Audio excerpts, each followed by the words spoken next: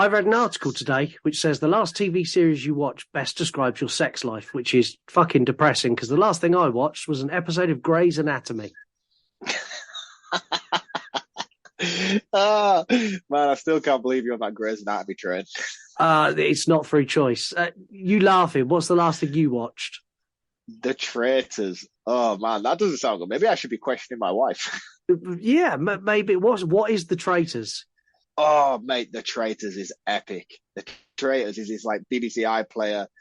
It's basically like a reality TV show. And as somebody who despises reality TV shows, do you know what? I'll save this for news. If you're aware of The Traitors, you'll be aware of The Traitors. But I'm obsessed, and I'm going to be going on for about an hour about this show. So okay, fine. Let's save this till later on. Yeah, we'll save this till later on. Let's play the music. Before we forget, you want to die tonight? The cheaper, nastier, the better for me. Would you have stayed after this? Sorry, man, I was completely off guard there. He's in his coffin. He's the undead. This was the best bit of the film. This is not the last time someone's going to steal your man. Yeah, Marc's not a nice guy. Oh, you didn't notice this scene? It looks like he's got an extra leg. Yeah, I've got nothing. I've literally got nothing here. Surely that didn't work. The more listeners we have, the worse that's going to be. Yeah, but I will just get a new phone. Oh, I tell a lie, actually. Yeah, because we used to have teletext. Art the Clown makes Michael Myers and Jason Voorhees look like pussies. I can only assume that this was due to budgetary reasons and they couldn't afford enough extras. Are you going to have Buster Rhymes in your list of characters? Mate, I can't believe you don't know Idle Hands. I'm going to ram my foot down his fucking throat. It was awesome. It fucking wasn't awesome. Hello, welcome to the You Run Podcast Horror Movie Review. As the name of the show would suggest, this is a horror movie review show hosted by me, Scott. And me, Marc. This show is completely run and controlled by the listeners. You pick the movies, you score the movies, you even give your thoughts as well. To get involved in the show, all you need to do is follow us on one of our social media accounts. It's at You Run Podcast on TikTok, Twitter, and Instagram. Every week we take you through a movie you have selected or a new release because we like doing those. Me and Marc like the cinema. So yes, I miss the cinema as well. We've got quite a lot of good content coming out this year. We've got loads of new releases this year. So you and me are going to be spending loads more money on popcorn. Do you know what though, mate? I've always wanted to get one of those unlimited passes where it's like 12, 15 quid a month and you can just go to the cinema as much as you want. I think I might invest in one of those this year because the horror content coming out in theatres is insane. Yeah, it is really, really, really good. Speaking of horror content that's good, today the listeners voted for us to cover the 2022 movie Smile. Yes. And I'm quite happy about this as well because this was one of the most enjoyable films for me from 2022, I think. Yeah. I want to say before we continue, this movie covers lots of issues surrounding mental health. If you're struggling with any issues covered in today's episode, please reach out to someone for help. Whether it's a friend, a family member, a mental health professional, please, please, please do not suffer in silence. You are not alone, and we all hit that rock bottom moment from time to time. No one will judge you. It's nothing to be embarrassed about. And if you really need to, mine and Marc's DMs are open. We're by no means professionals, but we're happy to lend an ear and listen to the problems you've got. And if we can help, we will. Always. And as I've mentioned before on one of my previous recommended accounts of the week, being part of this horror community has helped me in ways that I didn't even know I needed it to. I'm not somebody who personally suffers with any sort of mental health problems, but I sometimes felt like I was alone in my obsession with horror and the things that I loved about the horror genre. And I've never felt like I had a group of people around me to talk about it in that way. And my life has changed drastically for the better since being part of this community, not necessarily just talking about movies and stuff like that, but I've met some fantastic people along the way and everybody is so open and welcoming. So if you are out there and you don't have many people to talk to, drop me and Scott a message. We could put you on to countless amount of people who love to talk shit about horror and just general chit chat all day long. Yeah, definitely that. And with all that being said, and that being our big disclaimer for the episode, here's the trailer.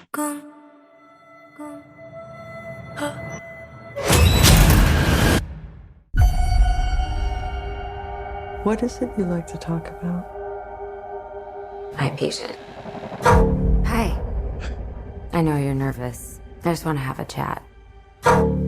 I'm seeing something no one else can see except for me. It's smiling at me. Oh my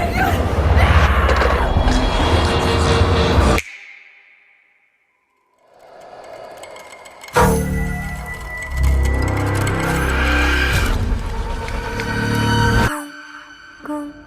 Yesterday, a patient in your care died brutally in front of you. I need to find an explanation for what happened. It's smiling at me. It's smiling at me.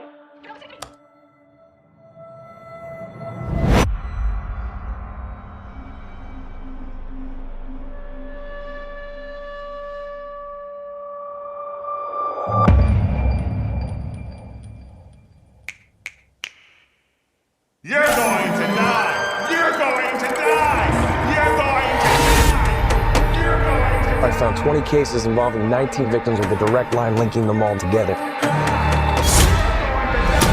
You said only 19. Why is it that everybody else who's seen it is dead and you're alive? I've seen it too. You? Get away from me! How long between each victim's death? None of them survived longer than a week. Rose! Today's my 4th day. I am not gonna keep running. I have to face it. How does it make you feel?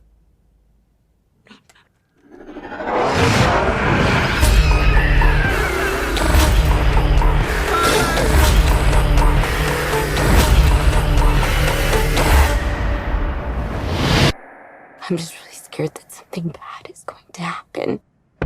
Rose. That was the trailer for Smile. Today's going to be a pretty heavy episode, so before we dive down this really dark rabbit hole... Recommended account of the week. So this week's recommended account is an account called Tony Ann. Tony Ann is a classical pianist, and he does some incredible work. The reason I bring this account to your attention is because it recently popped up in my newsfeed. He took the Universal intro logo, he turned it into like a really sad piece of classical music. It's one of the most engaging reels I think I've seen in months. I was mesmerized by it. I think I watched it like 10 times in one sitting. It was so good. I'll have to send it to you after this episode, Scott, so you can use it when we promote this episode and it comes out, so you can post it alongside your story, so everyone can get a little bit more context of what I'm talking about. But it's really clever, and I'm a big, massive fan of classical music myself personally, and this guy takes you through the process of his writing and how he starts off with a melody and then he adds bass and etc. And he builds a song, and you get to see that process throughout his reels, where he starts off with a simple melody, and then you get another reel where he's added a little bit more and more before you get the final reel, which is a full piece of music. And it's so insightful and so clever, and I'm very envious of his talent. He's a very talented guy, and it's Tony Ann, and it's spelled TonyANN. Very talented guy. I hope you all enjoy it. It's not the usual regular horror content I usually bring to the table, but it was just something that I was so mesmerized when I came across it that I thought possibly some of you might enjoy it. I think that's it really. I think naturally as horror fans we do enjoy classical music because most of the great horror movie scores are classical music. I mean, you've only got to take the greatest shark movie, Jaws. That's classical. There's me thinking you was going to go down with a sensible answer and say John Carpenter's Halloween, but you had to spoil it. We obviously all know that the greatest shark movie is Deep Blue Sea. Yeah, and we're going to come back to that later when we talk about how you can support the show, because we've got something really cool that you can go and now really support me, not Mark. it's like we've got it's like a popularity contest of supporting the show. It's so much fun. We'll get to that in a minute. Listeners score the movies every week. This week, the listeners have scored this an 8 out of 10.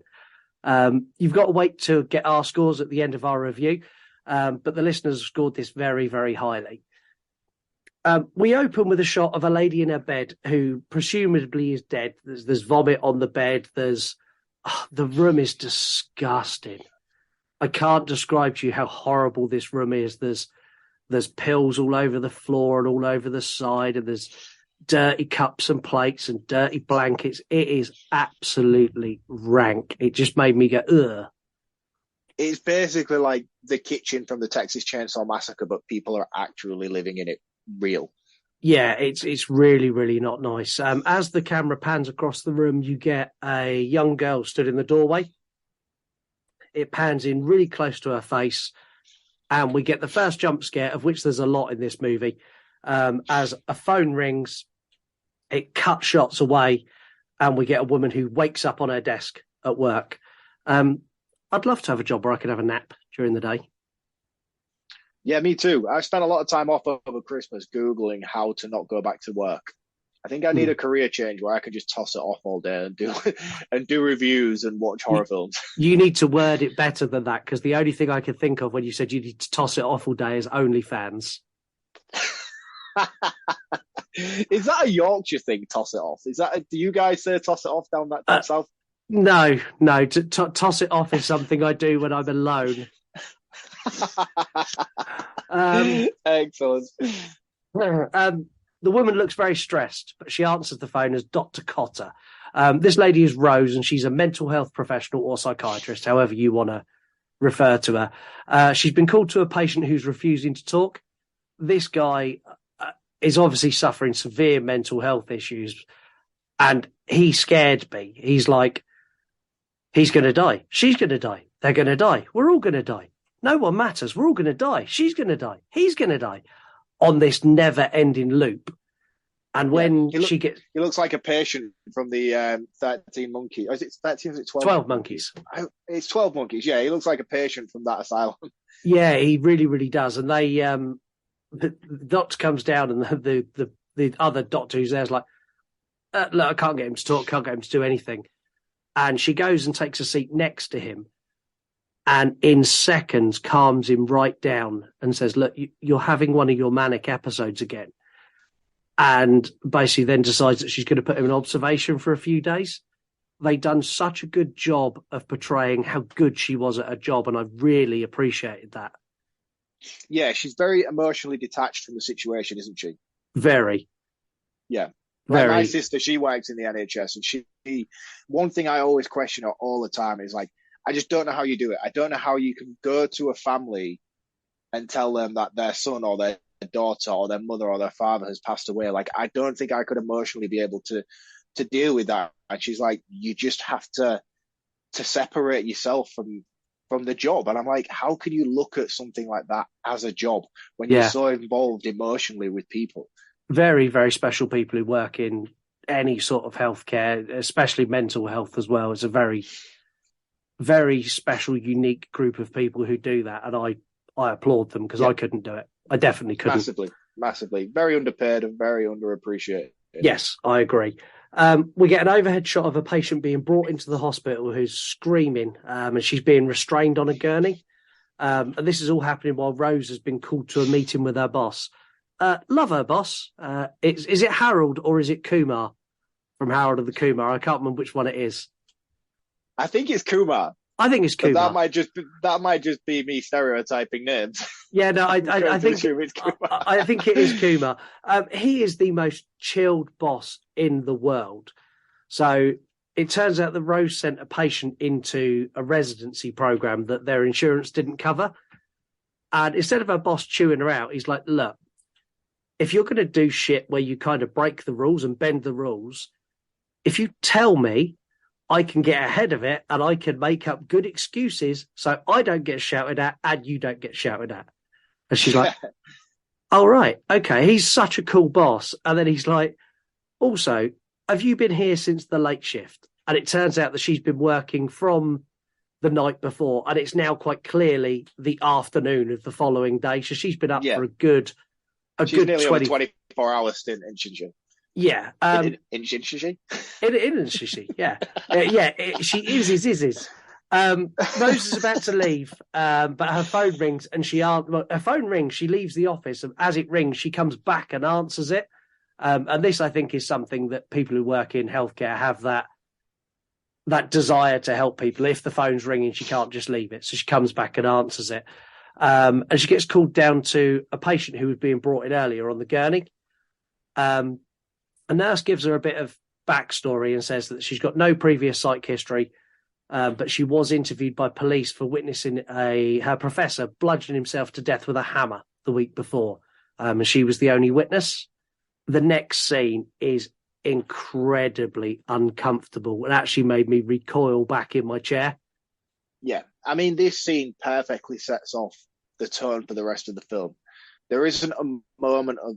I don't actually think from this point on there is a moment of let up in this film where you have the chance to be able to even recuperate your thoughts, because it just seems to just hit 90 and doesn't stop, with the way that it constantly has you feeling tense and uncomfortable. And it starts here and it doesn't stop, basically, for the rest of the film.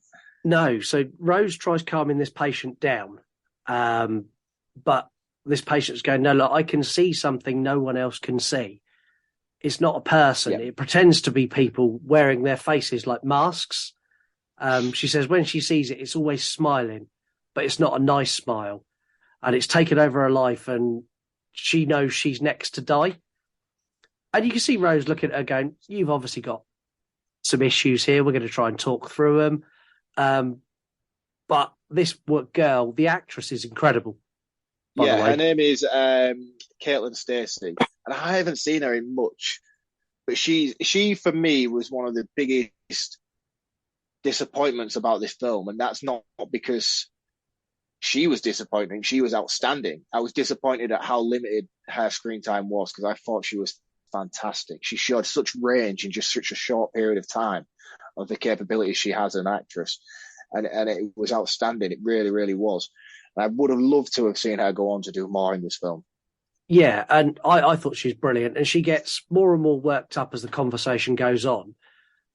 Before she freaks and says she could see it, she sends the table flying, the chair flying, she breaks a vase, and she's kind of scurrying backwards on the floor. And Rose is like, oh, do you know what? I need some help. Goes to the other end of the room and picks up the bat phone, the red phone, to call for assistance.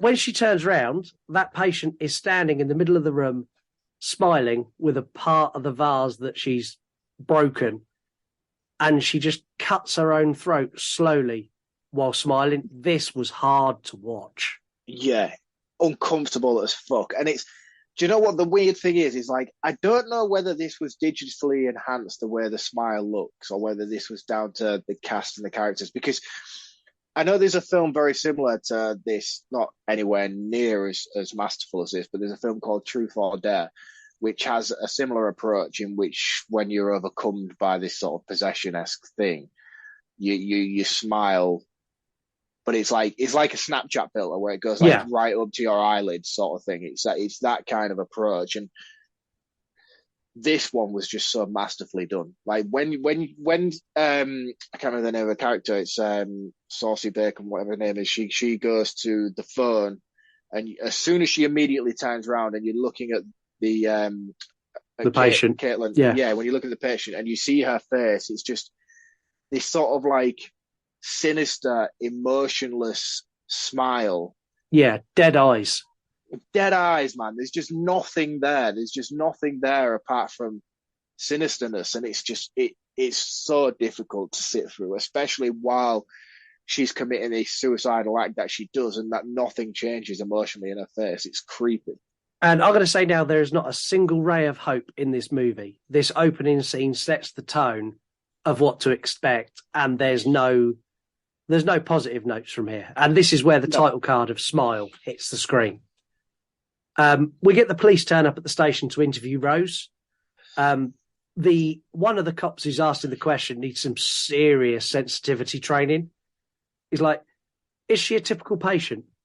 And Rose is like, we work in emergency healthcare. There is no emergency mental health care. There is no such thing as like a typical patient. He's like, is she a head case? What? Tact at its finest. Rose explains that she's having delusions and she believes an evil presence is haunting her. And then she's like, and she was smiling when she died. And the shit cop turned around and goes, "Oh, she sounds fucking crazy to me." Really? Yeah, he does. He says it. That And is... I did the same reaction to you when he did it as well. I was like, I can't believe you just done that. And Rose is just giving him like the dirtiest look ever. Like, you have no skills whatsoever.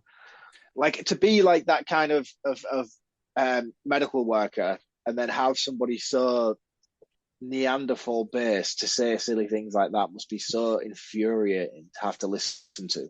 Yeah, and 100% these people exist. Yeah, these cops I know exist. people like this. I work in construction. I know idiots like this daily. Yeah. After Rose's interview with the cop, she goes home. So now it's evening, so I can assume now she's been awake for 36 hours plus. She's met by her cat Mustache before she gets showered and changed. After this goes to her fridge, and I'm going to say it because I need to say it, she pours herself literally a mouthful of wine. I didn't check the measure. Is it a small measure? A small. She literally pours enough for a mouthful and then has a mouthful. After that, do you drink wine? Do you drink wine? I have drunk wine, but and I know you only pour a small amount, but this is literally a mouthful. And after the day she's had, she deserves a full glass of bottle. 100% with a straw. This is where things start getting really creepy. So she looks across the room and she sees the patient lurking in the shadows from earlier. And we get another one of the many, many, many jump scares, which is one of the problems I've got with this movie. As her boyfriend says hi and she drops the glass and smashes it all over the floor. You see, the thing is, though, you say that you have a problem with the jump scares, but I always found them rather purposeful. Like, I know you have that standard stereotype or trope of jump scares being a cheap shot, and they are when they're used incorrectly. But I always found that this film used them in such a way that it wasn't a jump scare. Do you know what I mean? Like, these first two are really good. There's a bit we'll get to it where there's like 4 in like a minute. They're like bam, bam, bam, bam, and I was like, shit, fuck. Yeah.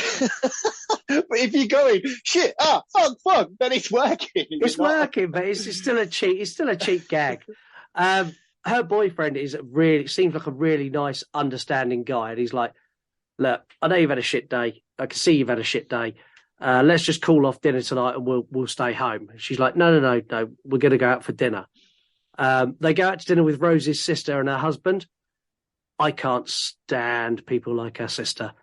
They're like, it's like the middle class mum trying to be better than she actually is, also known as a Karen. Yes, she is the ultimate Karen, is she not? She really is. So she's like, "Oh, my body's fucked. I haven't had a chance to do Pilates all week.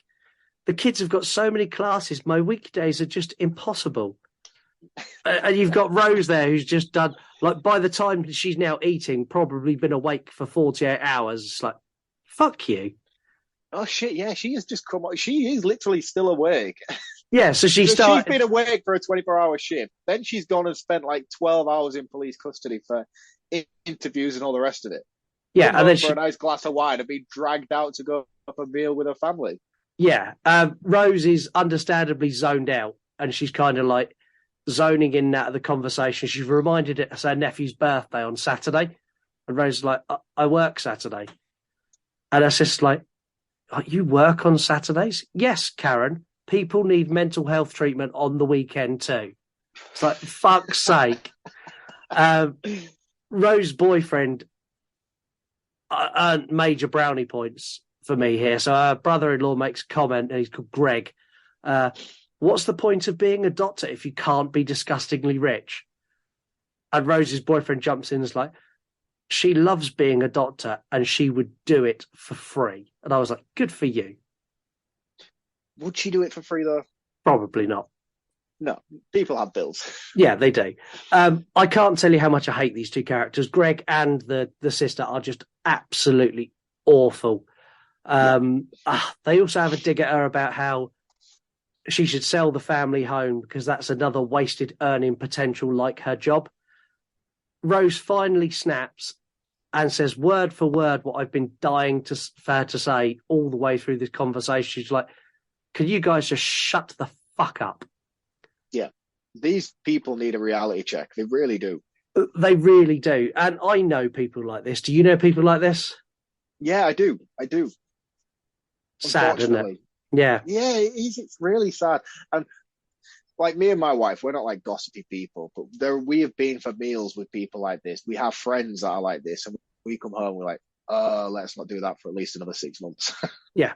And I'm going to go out on a limb and say that they are more your wife's friends, the same as the people I know like that are more Lisa's friends.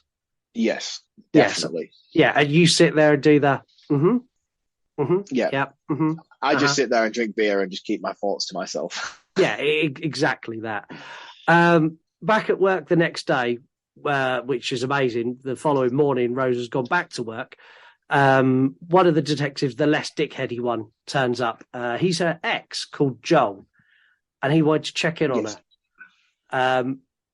She's really harsh on him, like shoots him down in flames. Is like, look, I've got things going on now. Yeah, thanks for coming in, and just walks away. The nurse behind the counter cracked me up. She's like, she's engaged, right? He's like, yeah, I know. She's like, but I'm not.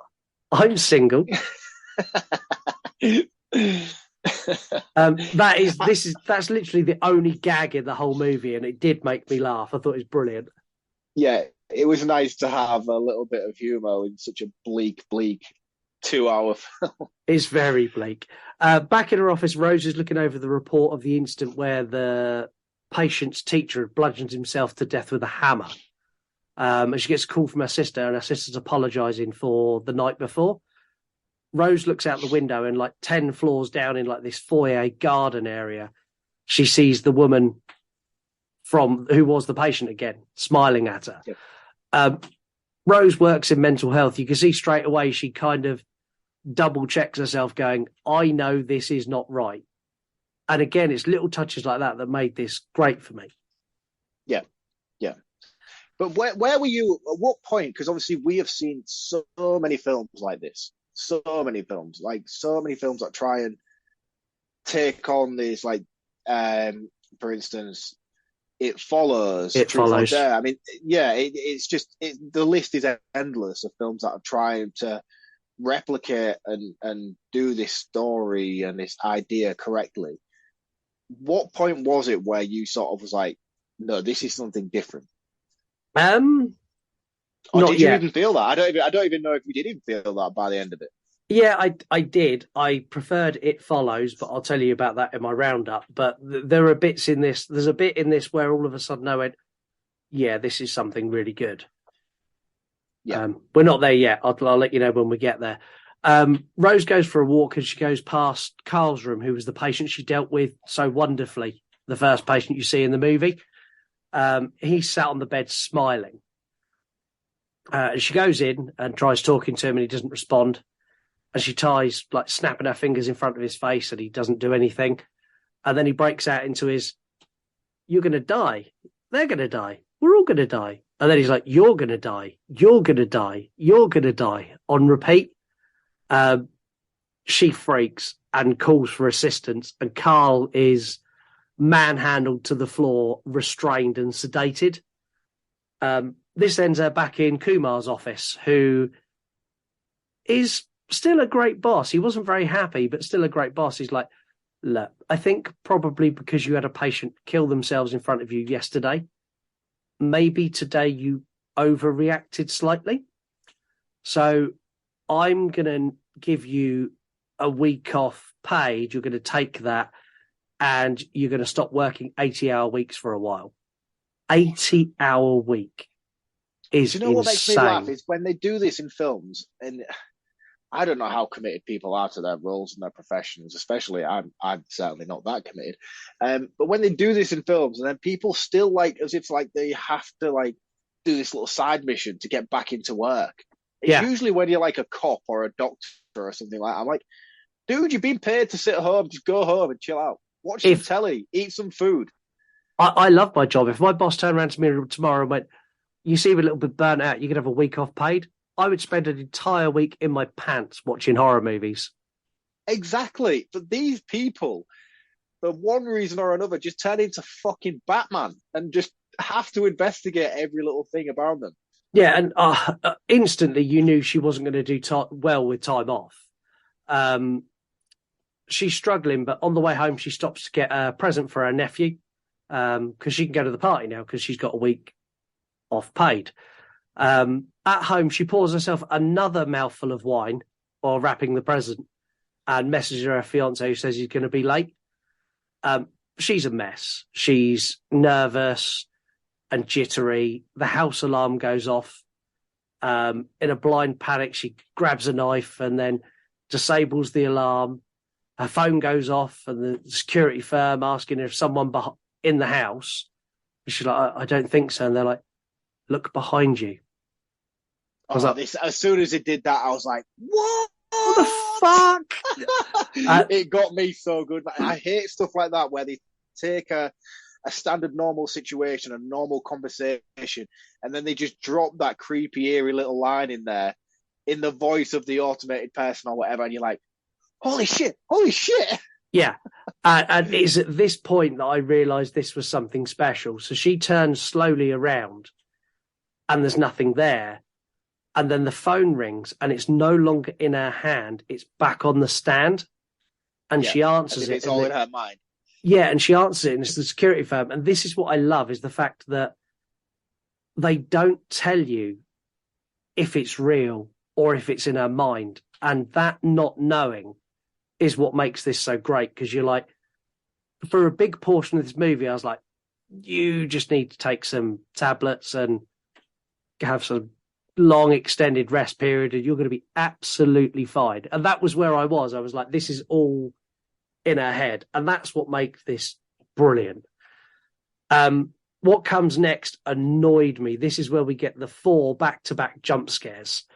It's framed like it's in her head, but it does push a supernatural element. But it leaves the audience to make their own mind up. So the security arrive and do a full sweep of the house. They say that they think the back door wasn't latched properly, and they leave as her boyfriend arrives. Now, her boyfriend can say, he looks at this and he can see that things are not cool. It's not going well. But you can also see in his face, like he's looking at her going, fucking hell, you're hard work. Yeah, he's sort of slowly losing that compassionate edge that he had 10, 15 minutes ago. Yeah, and also the cat's gone missing, just as a side note. We'll come back to the cat later, but the cat's disappeared. They can't find the cat. Also, by the way, Mustache is a fantastic name for a cat. It's a really good name for a cat. I like the name for the cat. This is where we get the barrage of jump scares. So Rose has a nightmare, as she did at the beginning of the movie, of her mum dying. Rose wakes up and goes to listen to the recording of the patient killing herself, because she recorded that interview with that patient. For anyone who's interested, what's on the screen of her computer looks very, very similar to the program I use for editing this show. Oh, really? Yeah, it's exactly the same. She listens again and again and could obviously hear something, and I couldn't hear anything at all, even when she turned it up. Luckily, I had subtitles on, and the audio says Rose. Oh, right, okay. I didn't pick up on that at all. No, so she's listening, and it goes, Rose. But it's so quiet. I only saw it because it came up on subtitles. I was like, oh, it said Rose. Man, do you watch films with subtitles on? Yes, I do. Are you absolute psychopath? Why would you do that? I don't know. I've always done it. This is where we get Jump Scare City, as she leans in closer and closer and closer. And then you get the lady who slit her throat next to her who just screams Rose in her ear. Brilliant. I loved it. That jump scare got me good. Yeah, definitely. Really I good. thought it was so clever. Rose screams, freaks, grabs a knife, and she's like screaming and flailing the knife around. And her boyfriend comes to her and says, like, oh, whoa, do you want to put the knife down? And she's like, ah! He's a really good actor as well, because he's clearly terrified of knife-wielding Rose. Yeah, I would be very terrified of knife-wielding Rose as well. Yeah, it's very, very scary. Thankfully, Rose has a therapist who she goes to see following the scaring the shit out of her boyfriend. This is obviously a therapist she's seen for a long time as well, because they talk about things that it could be stemming from the death of her mother. She says that she's having visions and she wants some drugs, and she names some drugs. And I didn't know what they were, so I Googled them. They're not to stop hallucinations. They're just incredibly strong sedatives. Oh, really? Yeah, which explains why the therapist is like, no. You need to go and have some rest and work on things that like trigger your stress. Also, we need our weekly sessions back, and maybe after a couple of weeks, we can talk about getting you some medication to deal with it. And I like this. This movie's really grounded in reality. Yeah, for the most part. Yeah, I think so as well. Actually, that's one thing that I was surprised about by it, because I think I was so expectant of it to be this kind of It Follows fantasy element, kind of possession, demon chasing thing, and then when it wasn't, I was just like, oh, this is nice. Yeah, this is a nice change of pace for me to have to enjoy a film like this, but not have to stretch my imagination so far that it breaks. And it's not like a lot of those ones do. Yeah, and this is a nice one that it makes you think, but you don't overthink it. You're exactly right. You don't overthink it. Yeah. You spend most of your time going, oh, what's going on? Is she actually having issues, or is there actually a demon? And I love that little twist on it. Yeah. Whereas like most of the films that fall within this subgenre of horror tend to just take that little bit too far, where you're immediately just you lose that balance of is it or isn't it. You immediately go to, yeah, this is just fucking stupid now. Yeah, exactly that. Rose goes to her nephew's party to cheer herself up. Her sister abandons Rose with a group of strangers who takes her to where they can get the adult refreshments. I'm sure Rose is itching for her third mouthful of wine now, so she's probably quite happy. She's zoning in that again at the party, and she's just kind of going through the motions. Present time. Number one, did you see this coming? No. And my mind was still... I like chill out on the sofa when I watch horror films. I think I even literally sat forward to the edge of my sofa like, holy shit. Yeah.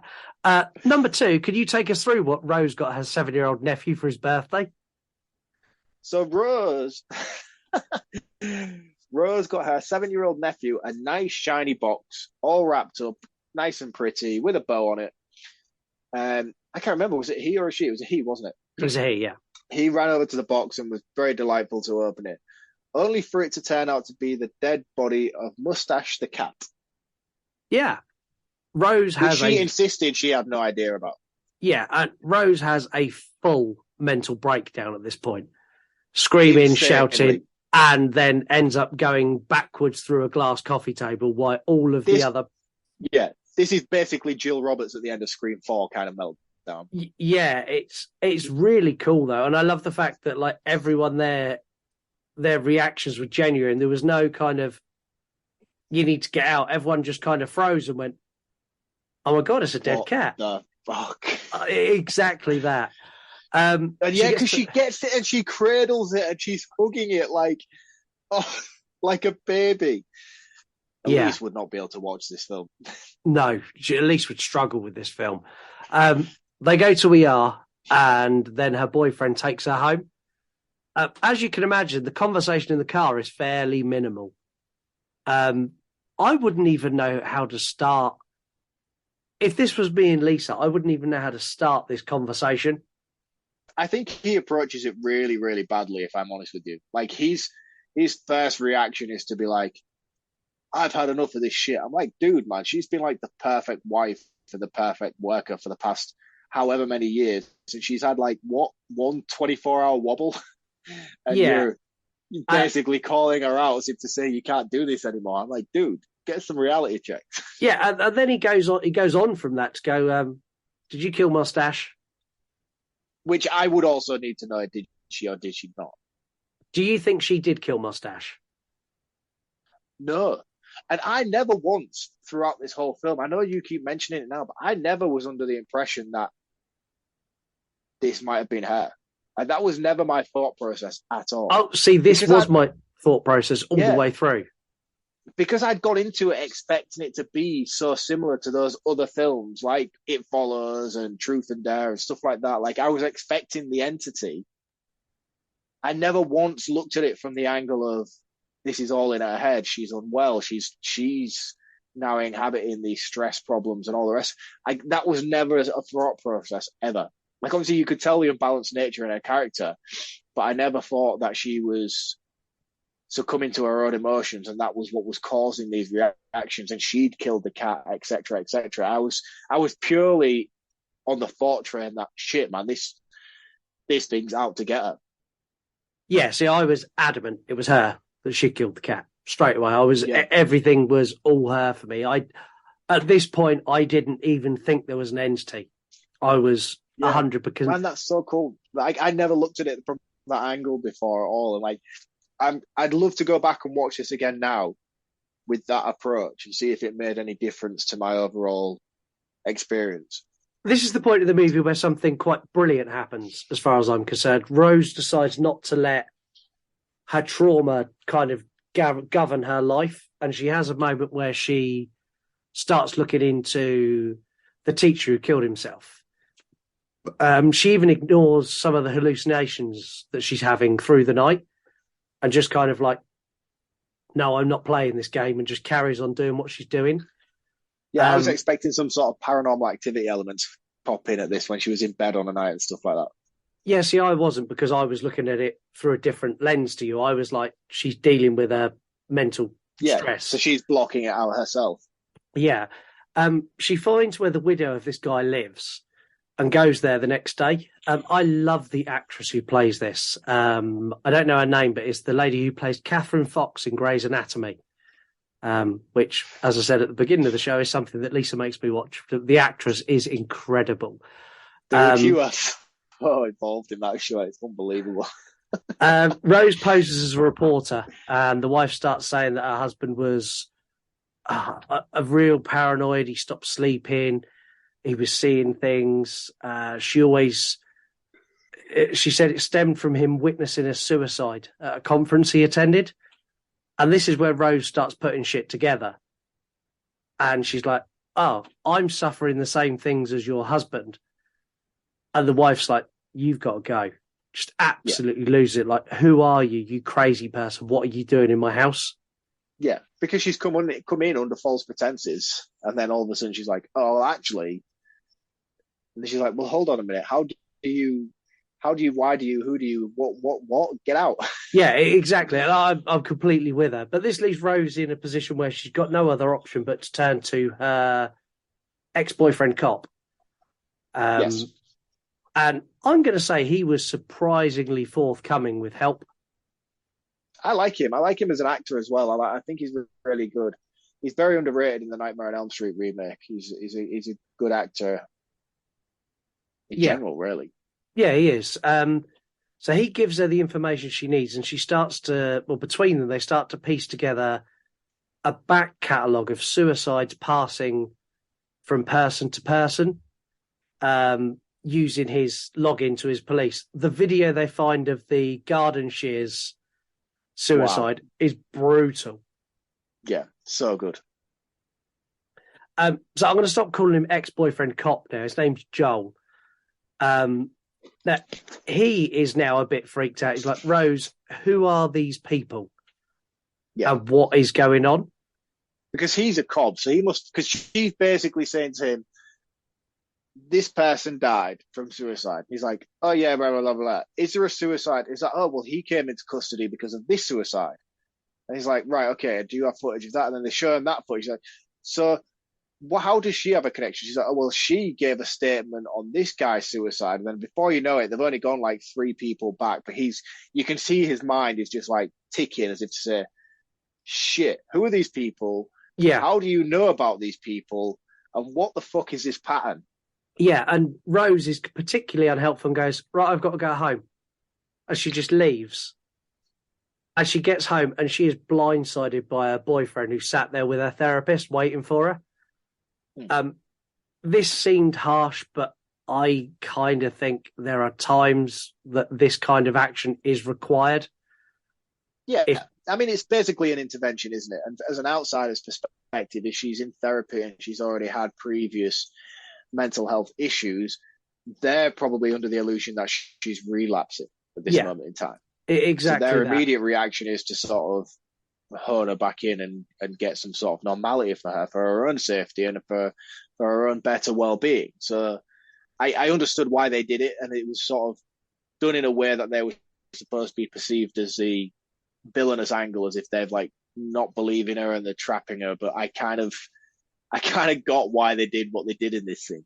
Yeah, I do as well. And Rose is like, fuck you too. And she leaves and incredibly went to see her sister. I would not go to her house. Not after the day before. No, not after giving her kid like thousands of hours worth of therapy. I'd probably have given that a swerve. But she confides in her sister what's going on. And her sister's like, you sound just like mum. You're obviously having a mental breakdown. They argue for a bit, and she's like, this is how mum behaved when she was sick, and you're just like her. You've traumatized your nephew like you wouldn't believe. You need to go. And Rose gets back in her car, but she's not finished traumatizing her nephew just yet. So she sat there, and her sister walks back out of the house and comes down to the car. And she stood, and you can only see like from her chest down, so like stood at a window. And then like her head like swings down. Yeah. I don't know the best way to describe it. It just basically swings like a conker on a string. Yeah, straight down it. I hated this scene. So did I. Absolutely hated it. Absolutely hate it. And the thing is as well, the cinematography here is done by Charlie Scaroff. I think that's how you pronounce it. Fantastic cinematographer, especially in a film like this, because he frames every single scene in a way that you're always searching for something in the background. You're constantly looking. It films things where lead character Rose is the main focus of the conversation that's happening on screen. But instead of her being central to the screen, he'll frame her so she's in the bottom left-hand corner, which leaves you with a large, wide landscape behind her. Yeah. So you're constantly always on the edge of your seat looking for something, some sort of movement, some sort of image to appear within the foreground, the background behind her, which never usually happens. But the moment that she walked over to the car passenger side door and all you saw was sort of like shoulders down, I was like, oh, here we go. Yeah. And it was so disappointing for me as well, because up until this point, I was like, this guy is a master of suspension in the way he frames his shots. And then it was just like, oh, that's cheap. That's lazy. It was lazy, cheap, and it was shit. And the CGI effects that go with it was even worse. Yeah, but the nephew watching out the window, there's no one at the car, and all he sees is his auntie having a full mental breakdown, banging her head on the steering wheel and screaming, and he's like, oh my god, and he needs lots of mental health now for decades. Yeah, a lot. Decades. Rose has driven away now. She's sat in her car eating a burger where she gets a call from, what's her ex-boyfriend's name? I've forgotten already. He's that forgetful. Joel. And he's kept digging, and he's found 20 cases involving 19 suicides. And Rose is like, which is insane. Rose is like, but there's one that wasn't a suicide. And she's like, I need to go and see this survivor. And he's like, oh, well, that's really handy because he's in lockup, because he's in there for murder. And he just takes Rose to go see her, to go see this guy. I was like, what? I love this guy as well. Do you watch Brooklyn Nine-Nine? No. Oh, you should. It's incredible. But he's in that, and he always plays a cannibal in prison. Like he's a cannibal in prison basically, but like he's really funny. And every time there's like a season where Jake, who's a detective, gets sent down for like this stupid little inside job thing, and he's always like trying to bite his hand and stuff like that. It's hilarious. So every time when he came on screen, I was like, what the fuck is this? Like I couldn't stop laughing. I have to say, he's a really good actor. So he's really helpful, and he tells them that he broke the cycle by killing somebody, and that then passed it away from him. And when he realizes that Rose has the smile curse, his reaction of sheer terror, his acting is exceptionally good. Yeah, which was what was strange to me, is because he doesn't strike me as being that kind of guy usually. No, but I hadn't seen him in anything else, and I thought he was outstanding. I will go and check out Brooklyn Nine-Nine. I think I've watched one or two. You should check Brooklyn Nine-Nine. And I'm Googling it now, and I think I might have messed up, and I don't think it's actually that guy. Out of curiosity, insulting if that's the case. Out of curiosity, what would you do given the option? Would you be killing someone else, or would you be killing yourself with this curse? If you'd have asked me this 2 years ago before I had a child, I would have killed myself. But now I have a family and a commitment and a legacy to leave. I'm sure I could find somebody that I would feel like I deserve to be here more than them. Yeah, I'm 100% with you. Not that I'd ever take if anyone. It was before and it was just me, and I was like, yeah, fuck it, nothing else. You know what I mean? If it meant me breaking the curse and being the trooper, but like knowing that I would have to kill myself and my family feel like that was something I would do. Because if you commit suicide and you leave behind a family, you leave a trauma behind that makes them feel like they were not good enough for you to stay. 100%. Yeah, I agree with that. So like I would struggle to be able to deal with that balance of knowing what would be the right thing to do. Because I would have to then kill myself in order to do the right thing.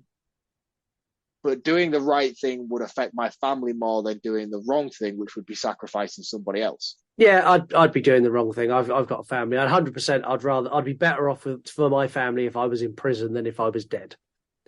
Very, very harsh, but that's kind of where I am with it. Exactly. Yeah, exactly.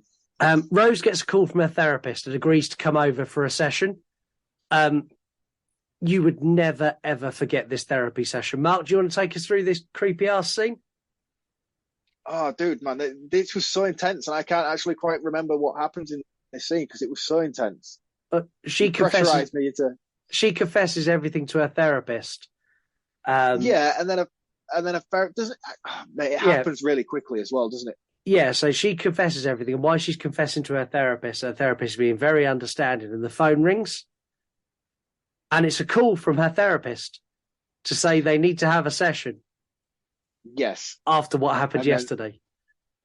Yeah. And this was really clever, the way that they handle it and the way that they turn it, because I was so enthralled in it, and I was like, because of what had happened previously with the alarm company, I was like, is she in therapy? And is the phone call real? Or is the therapy unreal? Vice versa. I couldn't work out at this moment which was which. It's very, very, very clever. And you get the therapist does the big smile and says, "Almost time, Rose." And then like attacks her and like drooling all over her face. It's like, no. This reminded me of that scene from Drag Me to Hell with the gypsy old woman. Yeah, it's very, very much so that. And the annoying thing is they don't explain what happens here because we cut to Rose outside the hospital. So they don't show you how this scene plays out or how Rose gets out. I think that's maybe why I lost focus on what it was, because I was so confused as to... I think I spent more time focusing on the events of the phone call than I did the events of what unfolded afterwards, because I couldn't work out what was real and what wasn't. Yeah. Yeah, and this theme of like reality and what is happening in her head carries on in this next scene. And this next scene, I think, is exceptionally good and probably my favourite scene in the whole movie.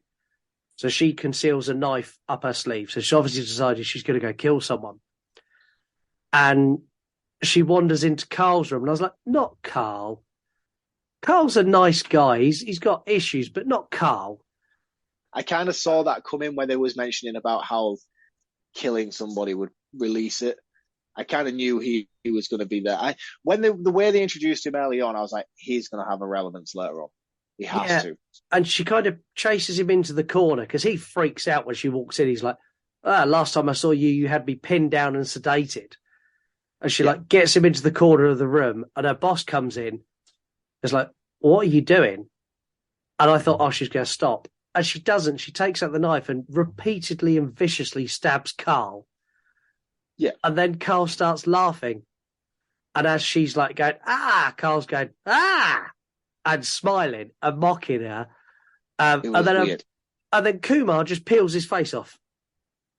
Literally peels his face off like something from the fucking Temple of Doom.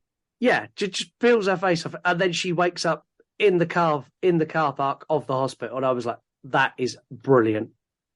Yeah, it's that kind of weird thing where you're kind of really treading that balance of ripping people off now. You know, with the dream sequence aspect of things, it's like, that was great, but you're kind of walking that balance of whether, yeah, it was good, but you're now saying that it's a dream sequence, and eventually that's going to become infuriating and people are going to start feeling cheated by the shock factor of stuff you presented. But I wish they'd stuck with that instead of where they go next. Because this is where the movie completely falls apart for me. Completely falls apart. Loses everything. He damages all the hard work it's done, and I'll get into it. This is going to be interesting, though, because me and you have had a completely different outlook to this film. Like, the way we've perceived it is very different. Yeah, very different. I think we're going to score this very differently as well. Yeah. So Rose gets a knock on her window, and it's her boss saying, look, I don't think you should be alone.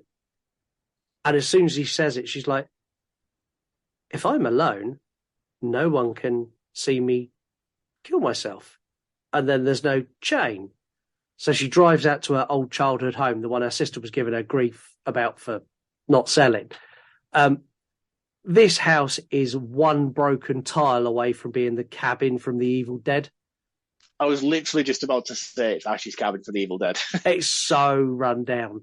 The thing that makes me laugh about this is like, this is a cabin in the middle of fucking nowhere. Yeah. Nobody lives like this. No, 100% they don't. And this is part of my issue, but not all of it. She goes in and we get a good old fashioned flashback hallucination. I like the way you use flashing and try to move on past it. I did, yeah. Thanks for letting me brush over that. Not highlighting my flaws. Thanks a lot. Of when her mum was sick, and her mum this is where we find out that her mum asked her for help when she sort of halfway through suicide, and Rose didn't do anything to help. And this is where you start to then understand that's why she's so guilty about it.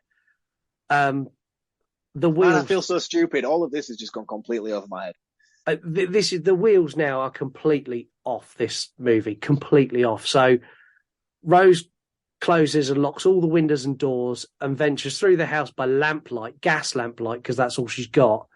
Finds a chair and sits down. She hears a noise and goes to investigate and enters her mum's room and comes face to face with her mum, who's approaching and apologising for being a bad mum. They argue, and Rose says that she's a monster and she's had to carry the guilt of her mum's death her entire life, adding, this is not real. And the mum replies, your mind makes it real before turning into a 7-foot CGI shitty monster. I fucking hate this shit. I hate this so much. I hated this so much. The giant monster throws Rose against a wall in Evil Dead style and then starts choking her, saying, you can't escape your own mind, Rose. And Rose goes all Dream Warriors and goes, it's my mind too, and you can't escape it either. Snapping the monster's arm and then setting it on fire with the gas lamp. Yep. Rose leaves the house, the monster's ablaze, the home's ablaze, and she goes to Joel's house. She apologises for dragging him into her fucked up mess and says that she loves it. Also asks if she can stay there because she needs some sleep, and will he stay with her? He says, I will stay with you forever, and begins to smile. And she freaks. He chases her to the door. She opens the door and she's back outside her mum's house. The house is not on fire. And Joel is pulling up to the driveway. Rose goes back inside and locks herself inside with the CGI monster while Joel tries to get him. We get the monster face reveal. I hated this so shockingly bad. It's I don't know. So generic, like Laurie gangly. Do you know what the thing is that annoys me? Is I always use this as a point of reference as well, and it infuriates me that I have to go there because I fucking love the film that I'm going to so much. But the film that I'm going to reference it to is Wreck. At the end of the Wreck, and you have the naked, gangly woman. Yeah. It's like that, but Wreck's awesome. And Wreck did it first. But then everybody just sort of realized how awesome Wreck was, and it came like a thing where they used it overly. Like Barbarian, for instance, is another one that's done the same sort of thing. And this falls victim to that as well, except it has a weird, massively shaped potato head with a strange mouth and excessive amount of teeth. Multiple smiles in its face. Yeah. The CGI monster's so unnecessary. It didn't need to be done. They put compromises everything. Yeah, they put in so much work to make this movie really ambiguous and open to your interpretation, and then ruined it. And then it climbs into Rose's mouth. Why? I don't know. I don't know, mate. I honestly don't know. And I'm really, really disappointed by this sort of last 10 minutes, really, because it makes little to no sense. I mean, it does make sense, especially from the angle where I was watching it from, because you have had a very different approach to it than I did. I knew it was always going to be an entity, and I always expected it to be, because throughout each character that we meet who has this sort of smile issue, they're always very normal up until the moment where they're not. Yeah. So at some point they've had to have been taken over by the entity. Yeah. So I knew it was going to show that element of possession. But I didn't expect it to be like really bad CGI. Open the mouth and put my foot in and climb in your mouth. No, exactly, and that's my point. Is like it's so intense and so harrowing to see regular people displaying this sort of smile emotion, and the visual aspect of somebody that they're so familiar with behaving the way they are. That when it gets to the point where it's almost like this CGI fucking gangly Gollum thing, it just undercuts everything. And I feel like this could have been ended in such a better way. Oh, I completely agree. And I mean, I'm not compromising the idea of the ending. I like the idea of the ending, but if they'd have maybe just stuck with this being her mother, for instance, yeah, and that was her vision and that was her perception of what this monster was, and it was her mother, just with instead of it being just with a steady smile, even throughout the whole fighting aspect of it, her emotion on her face never changed. And then she crept inside her daughter, and then that was when she then produced a smile. Yeah. That would have been more impactful and more impressive to me than this stupid, stereotypical, we have to have this big action showpiece creepy monster at the end. Yeah, I agree. And Joel turns up now, and Joel gets in the house, and he finds Rose stood in the corner having tipped petrol all over herself. She turns around, smiles, and sets herself alight with some matches. I've got a lot to say. I did like the cinematography here.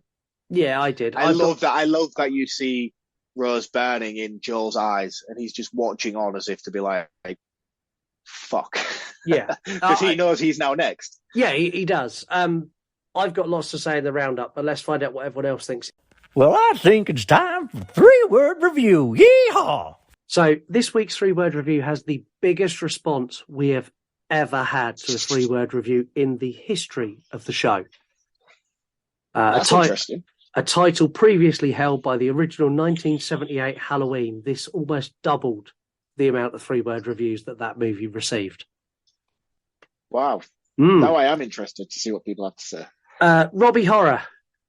Love Robbie. Reviewer, musical all-round nice guy. Robbie's great. Scariest horror of 2022. We've got Narcotic Casserole 25. Bad sequel baiting. Narcotic Casserole 25. I do not follow that account, but I am definitely going to after this episode. Bad sequel baiting, and they're a YouTuber and a horror account. We've got a Cut Above Horror Review. It Follows Clone. They're a horror podcast and right on the money with their assessment as far as I'm concerned. No Budget Movie Remake. Just a smirk. Do you follow No Budget Horror Movie Remake? No. It's exactly what it sounds like. I'm not going to tell you exactly what it is, but go and look at it. So they recreate scenes from movies with no budget, with just like what you can find around your house. It's such a cool account. I've seen stuff like that before where they've done like Lord of the Rings and then they like pretend to be Gandalf with like a mop on their head and then they'll get like parrots and stuff to reenact the thing. No. This is no budget. This is like there is no mop, there is no carrot. This is awesome. Go and check them out. Please send me the link for that as soon as we're finished. We've got Tasha Scribbles, obviously host of Ghoulish Gallery podcast and former guest on this show. Jump Scare City, again, something else I agree with. Cinema Nordic, cliche, creepy, predictable. And they're a film critic and movie account. And we've got Paintbox Teacher Nikki. I hated it. Now, Nikki went on to say that she was sorry and she appreciates the work that went into it, but it just wasn't for her. Adding that she hopes it's done well because she knows how hard the business is. And that's because she's an award-winning indie horror director. She didn't tell me that, but when she said that she knows how hard the business is, I went on a Google hunt and down an IMDb rabbit hole. That's insane, because when you told me her Instagram handle, I just assumed she was a nursery teacher. She is, but she's also an indie horror maker. She's written and directed... They're very contrasting jobs. Very. Written and directed multiple horror shorts, and there's a new one coming out soon called Summer of the Wolf, so go and check her out. Talking about checking her out and supporting her, if you want to support another great creator, you can support us. It takes literally a few seconds to review us wherever you're listening to us. It's really, really simple. Just saying, like, while you're now listening on Spotify or Apple, just click back, it'll keep playing, and where those stars are, if you touch the 5th star and hit submit, it makes a world of difference. Yes. Also, you can go to our shop at yourunpodcast.com where we have an absolute bevy of new merchandise. We've got Frankenstein t-shirts, we've got Dracula t-shirts, and we've got the all-important Team Jaws t-shirt to support the greatest shark movie ever. Are we doing this? Are we actually doing this? Are we going down this road? We are going down this road. We also have the Team Deep Blue Sea t-shirt, which is also available. And these are all available now. I'm a bit annoyed because I haven't seen these yet, so I need to know which is... I bet you've done me dirty with the t-shirt. No, I've done a shark with a needle in its head. So I have the shark from Train Spotting, and you've got what? I've got giant shark jaws. Yeah, of course you fucking have. Typical of you, that. But I think it's fair. But anyway, that's how you can support the show. Facts and fuck-ups. So Paintbox Teacher Nikki mentioned that she hopes this done well. And my God, this movie done well. It was meant to go straight to streaming. So it had a $17 million budget, and they had no intention of this getting a cinematic release. After some very positive test screenings, they decided to do a theatrical release. Want to take a guess how much it made in its opening weekend? What was the budget? 17. 122 million. 100 million off. It made 22 million in its opening weekend, and it's made 217 million worldwide to date. Oh, sorry. Did you ask me opening weekend? Yeah, opening weekend.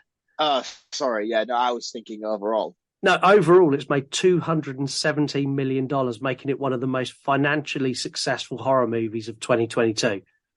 And rightly so. I'm sorry, rightly so. I know I'm supposed to be saving my opinions to the roundup, but I think this is phenomenal. Yeah. Barring the last 10 minutes. it was originally called Something's Wrong with Rose. I'm so glad they changed that. I am so glad that... Do you know what? Things like that always make me laugh when they give you like ideas of what the conceptual title was going to be. Yeah. Yeah. And then you find out, and you like afterwards, you're like, oh. So it's like if you was like The Matrix, but then the original concept title was like the green computer writing. Yeah, exactly. It's, unlike most horror movies or most movies full stop, we don't get a title card until 13 minutes into the movie. That's pretty impressive, but do you know which one does it a million times better than that? Go on. Fresh. Have you seen Fresh? Yes, I have. That's like near enough halfway through. Yeah. And then you get title card, and I'm like, fuck. Yeah, the title cards are closer to the end credits than they are to the opening of the movie. Yeah. And you know what other film does it better than that, which I know you love? Oh, go on. Rob Zombie's Halloween 2. Oh, anyway. All of the smiles in this movie are natural. Paramount Pictures executives wanted to digitally enhance them, but the director dug his heels in and said he wouldn't make the movie if they made them digital. Good for him. Good for him. Fucking good for him. That is when it runs that risk of being silly. All the films that we've talked about previously. Yeah. But wow, that's incredible for knowing that that's all authentic because I was always under the impression that it was slightly digitally enhanced, just ever so slightly. But wow, fair play to all the cast to be able to pull it off. Oh, exactly that. There's lots of visual representation in this movie. I don't know how much of it you spotted and how much you didn't. So when Rose is going through her manic episodes and she's out of control, you always get a shot of the world upside down as it comes into Rose. And this is to show that she has lost control of everything. And then when she's starting to investigate things and she's got a grip of things, the world is shot the right way up when it does the zooming in to where she is. Oh, that's pretty clever. I mean, I noticed it, but again, it's one of those where I never really processed the meaning behind it. The 7-foot monster mum, which I hated, was made that big to show that Rose feels like a small child in her mother's presence. I get it. I don't like it. It wasn't necessary. I don't think it was necessary. I just think, as we spoke about earlier, I just think it was one of them where it could have just been happily done with it just being the actual just the mum, just the actress who played the mum with that consistent smile and steady focus and emotionless presence would have worked much better for me. Rose shouldn't use telephones because every time she answers a telephone, something terrible happens immediately afterwards. Do you want to play a game? Exactly, yeah. You're not going to say that, are you? No. Do you know, if I had a quiz teed up, that would have been perfect because you'd have just done yourself. Do you want to play a game? I'd have gone, yes, I do. I want to play Broken Spirit. When Rose is playing back the audio, so when she's listening back to the interview, you see her on the volume controls max everything out. So it's just the loudest it can go. Then she plays it again and magically turns it up to a secret volume that didn't exist before. So she maxes everything and then turns it up and makes it even louder afterwards. Turns up to 11. She'd been watching Spinal Tap. Exactly. Speaking of that, the patient interview in the hospital and Ro, where the girl kills herself. Rose and the hospital would have been sued for negligence. So if it had actually gone down like that, she's interviewing a clearly psychotic patient in a closed room and they're not restrained in any way whatsoever. There's objects everywhere they can injure themselves on. And the only way to call for help is the other side of the room. And it took so long for the hospital to respond for the emergency call. Not only did the patient slit her throat, but had time to lay on the floor and bleed out and die before help arrived. That's a slow response time. Is it? It takes a long time for someone to bleed out. She bled out completely. That blood had stopped moving by the time people had arrived to help. I know, but it felt pretty fucking fast the way I was watching it. It felt fast, but in reality, it would have been, they'd have all been, Rose would have been in prison for negligence, as would have Kumar. They'd have shared a cell. Smile has one of the best openings of any movie in 2022. The overall tone, dark and hopelessness of this movie is the most accurate representation of true despair and the best I've seen done since The Shining. And we all know how much I love The Shining. The performances are rock solid across the entire cast. There's not a single character that under-delivered. The overall premise is amazing. Granted, they stole it from It Follows, but I'm not against a little bit of plagiarism. Don't mind that. Especially if they're going to do it better. In my opinion, they don't. They get close, but they don't. The movie tackles really difficult subjects in really, really good ways. And up until the closing act, this would have been the best movie I've seen in a very, very long time.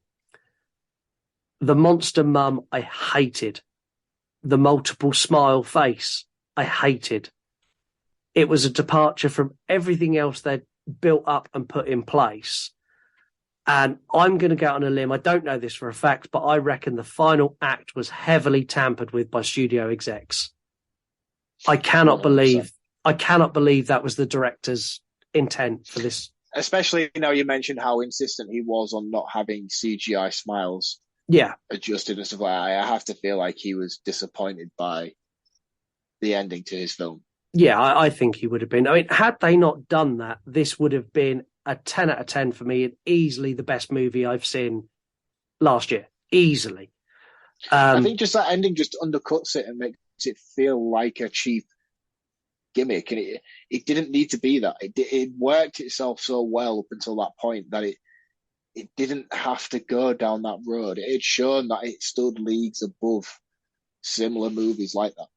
Yeah, and it fell so badly that not only did I not like the end scene, but it undercut and it undone all of the great work they've done. They went the Hollywood route to try and build a franchise at the end by leaving a cliffhanger. It didn't need that. We could have done another Smile chain somewhere else that didn't need to be linked to this.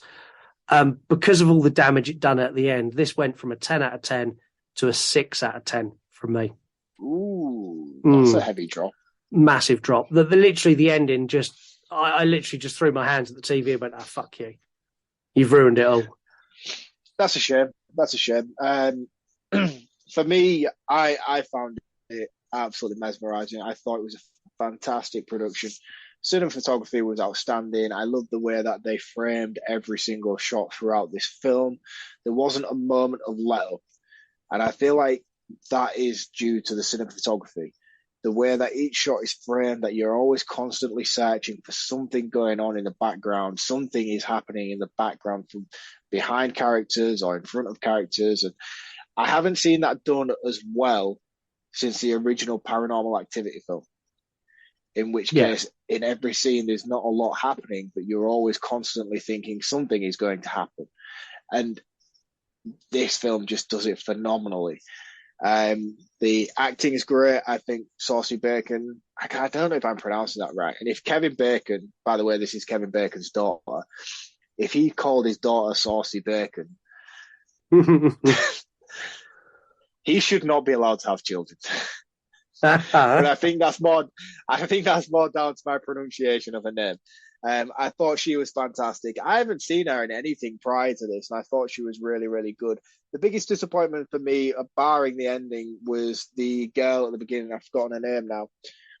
I feel like she was so good in that moment that I would have loved her to be in it. But again, the impact of her character and the impact of her role maybe would have been undercut by keeping her in. But it was just, she was so great in that moment. I was so disappointed that I knew I wasn't going to get any more from her in that scene. Yeah. I liked it. I thought it stood out above the rest in terms of films from a similar sort of subgenre. Again, I'm with you, Scott. I agree partly with the ending. I agree that the monster thing was terrible, but I feel like just a few minor alterations would have made that a million times better for me. I didn't have any issues with the cliffhanger continuation ending of him coming in, and I actually really, really liked the way that he walked in, saw her burning, and then you saw the reflection in his own eyes of what he was watching. It looked great. Knew that he, yeah. The cinematography is fantastic, but I didn't mind the ambiguity of the ending. Yeah. I think that's the right word. Ambiguity of the ending, knowing that he was then going to take on this next stage, because it kind of came across to me that no matter what you did, it was unavoidable, and that's what I liked about it. Yeah. That you couldn't sort of end it. There was the same way with like the Final Destination franchise. Like there is no, you can't break that chain because it just restarts again no matter what you try and do. Yeah. And like, even though she tried her best to seclude herself from the rest of the world in order to keep it contained, it was inevitable that he was going to show up at that moment. Yeah. And I think that's what I kind of liked about it. But I'm with you 100% regarding the CGI monster stuff. But again, a subtle casting change and it just being a normal mother and no computer generated shit could have solved all of that. And this would have agreed. Definitely. Rightly so, would have been a 10 out of 10. I'm with you. I feel what you're saying, but I'm not going to knock it down as far as you did. This is a 4 out of 5 for me. It's one of my highlights from 2022 and probably one of the best films to come out in 2022. And just so you all know the impact of what I'm saying here, we had a Halloween film in 2022. A new release Halloween 22. I'm saying that this was the best horror film of 2022. Yeah, no, Halloween Ends was better. Anyway, if you want to make your own mind up on what you think of this, it's available to rent in the UK literally everywhere. I rented it on Prime. It was like £3.49. In the US, it's free with a subscription to Paramount Plus, or you can rent it everywhere else. You can catch us on Friday for Horror Movie News, where we'll keep you up to date on what's going in the horror world and our general chat about life and beer and computer games and this week, whatever that program is you want to talk about. Oh, Traitors. Yes. Tune in for Traitors. Yeah, the Traitors, which is also what Mark's sex life is like. And we're back next Monday with the next review you've chosen, which is Hell House LLC, which is a first watch for me, which is a rare thing now. Yeah, it's a first watch for me as well. I watched the Houses That October built, which is a very similar sort of idea. As far as I'm aware, I don't know. I haven't seen Hell House LLC, but I know good things. I've heard good things about it. Yeah, I'm I have as well. to watch it. Yeah, so it's going to be interesting next week. Yeah, it definitely will. Now, the moment we've all been waiting for. Drum roll, please. You promised the most epic way to sign off the show moving forward. I'm ready. Deliver on your promise. Right. So this is my new introduction to the show. I'm going to sign off each week with an anagram. And if you motherfuckers do not play along with my anagram game, I honestly am going to retire from the show. I mean it. I'm going to be so mad. And I'm just going to, thanks for tuning in. See you next week. I am giving you something that is fun to play along with, to get involved. I like the fact you're telling them it is fun. You will play. You have to play. This is my second attempt at fun for you all. And if you don't like it, you're like that uncle at Christmas. You will come and play Trivial Pursuit. It is fun and it's a family game. Trivial Pursuit is a bad game to play with the family. But this is a very fun game. This is called the Anagram Game. Can you see how creative I've been with it? I can, and you just had a bit of intro music for it too. How lucky are you? Oh, thank you, man. And you're so good at editing. I like it. Yeah. So the game is simple. I'm going to give you an anagram. The anagram is the title of a well-known horror film or not so well-known horror film, depending on the difficulty each week. I'm going to start off something simple. And if you all play along, depending on how easy you all get it, I will upgrade each week as we go. Okay. Till we have one outstanding champion to be able to crown the anagram king or queen. Okay. So make sure you all play, because it's a competition. Someone has to win. Yeah, I tell you what, well, let's make it more interesting. Whoever wins each quarter, so January, February, March, whoever's got the most amount of correct anagrams by the end of March gets a free T-shirt. There you go. Now you are going to actually get a prize, which means my game is worthy enough for you to play. Yes. Yeah, exactly. That. So we're going to start off this week with something very simple. And the anagram is Car Duel. Do you want to spell that? CAR space DUL, no, DUAL, Car Duel. Okay. Come to me. How do we deal with submissions? I'm going to stick that on our story. And then people can do it. And people can do it and reply. I'll leave a little box for them to reply. What is this anagram? What's the horror movie? Yeah, right, okay. So this week is Car Duel. And you need to tell me what the horror movie is and we will do this on a point-based system. So we will announce 10 points. Does that seem fair? 10 points per correct answer. 10 points per correct answer. And at the end of March, we'll say whoever's got the most amount of points, and they get a free T-shirt. Free T-shirt. So there are free T-shirt up to grabs. And what we're doing, is it a specific T-shirt, or can they pick any T-shirt from the website? Pick any T-shirt they want from the website. There you go. Any T-shirt you want from the website if you become crowned champion, king or queen of the anagram game. Yay! Okay, that's cool. Right, that's the new game, and I'm looking at it now. It's not particularly a sign-off, but it's just yeah. You haven't created a sign-off. You created a new game to play right at the end of the show, which is annoying because I'm now looking at it trying to work it out myself. No, you can't win the T-shirt. Oh fuck. Okay. Anyway, thank you so much for listening, and we will catch you all on Friday. Cheers, guys. See you all next week. No, see you later on this week. And Later then we will this week. see you again next week. Yeah, and then the following Friday and Monday. That's kind of how the show works. Yeah, we're here every week, guys. We'll see you soon. We're here.